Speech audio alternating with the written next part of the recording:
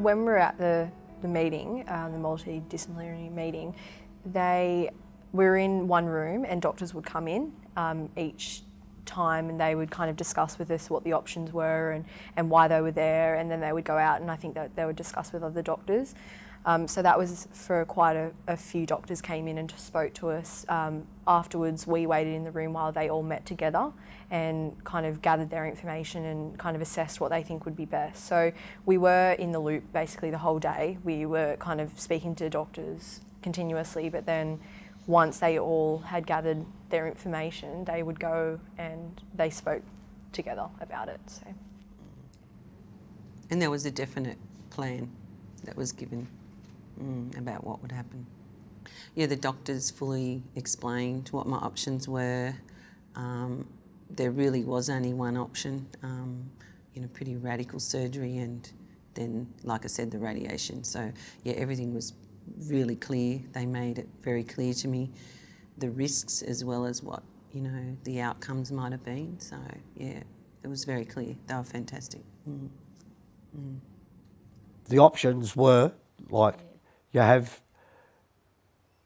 your nose removed and then have radiation, or not have your nose removed and continue on that path. Well, I wasn't ready for that path, so the options were there and everything, so that's the ones I went with.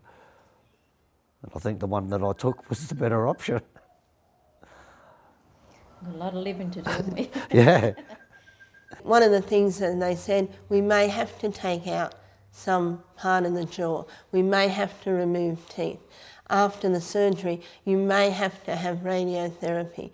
You may have to have chemo. Everything is sort of up in the air to start with, because until you actually go through the operation and they know what they're dealing with, because they can't really get at it when it's inside your mouth till they open you up. One of the things I suppose was a bit confronting was on the piece of paper that I had to sign for the first lot of surgery was the side effects of this surgery. And one of the things they had on it was death. So there is an option where you might not survive the surgery. That was the worst case scenario. They gave us always the worst case scenario. Some of the things that could go wrong were discussed at each step of the way. One of the positive things when I went to the radiotherapy, death wasn't an option. So, I mean, I'd progressed somewhere along the line, because now there was never a question of death. Of all the side effects, that wasn't going to be one of them. That wasn't going to be one of them. When we went on that Tuesday meeting with all the specialists, we were told by the main surgeon that he will, obviously his bias is towards surgery, and he thought that was the best thing to do. We could have just had radiation and chemo, but I was willing to do whatever they told me, because I'm so young. I want to live a long time.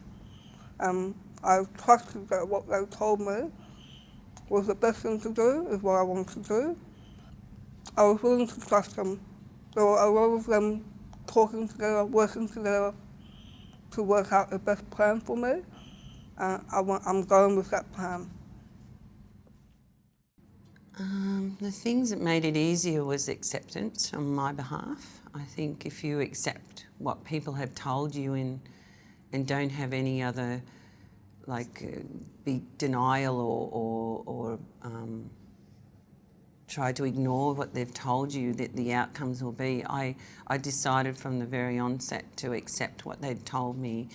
And these guys were professionals in their field. I had to put myself in their hands for them to help me. I knew that they would make those decisions. I didn't need to worry about what they were going to do. They knew what they were going to do. So that helped me just accept what they'd told me, accept that this was going to happen.